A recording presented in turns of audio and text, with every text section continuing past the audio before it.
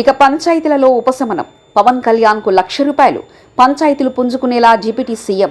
ఆ పంచాయతీలకు ప్రాణంతో సమానమా? ఏపీలోని గ్రామ పంచాయతీలో పండగ వాతావరణం నెలకొంది.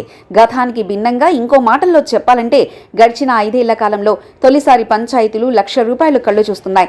వాస్తవానికి బ్లీచింగ్ కొనుగోలు చేసేందుకు నిధులు లేక అల్లాడుతున్న పరిస్థితిలో పంచాయతీలు కూలరిల్లుతున్నాయి. ఇలాంటి పరిస్థితి నుంచి ఇప్పుడు కొంత మేరకు కోలుకునే పరిస్థితి వచ్చింది. జగన్ పాలన కాలంలో కేంద్రం నుంచి వచ్చిన ₹600 కోట్ల దారి మళ్లించారనే అపవాదు ఉంది.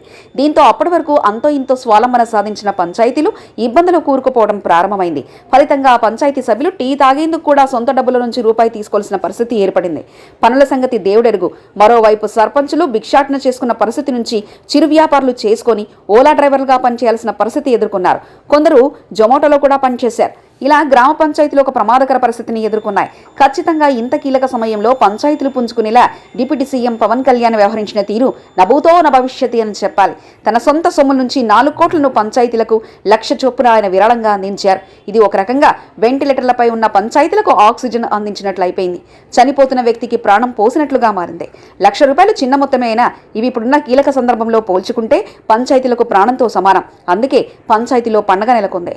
పవన్ కళ్యాణ్కు పంచాయతీలో జేజేలు కొడుతున్నారు. చిన్నపాటి పనులు చేసేందుకు సర్పంచులు సభ్యులు కూడా ఇప్పుడు ఊపిరి పీల్చుకునే అవకాశం ఏర్పడింది. మొత్తంగా చూస్తే పవన్ పంచాయతీ వితౌట్ పాలిటిక్స్ అనే మాట జోరుగా వినిపిస్తుండడం గమనార్హం.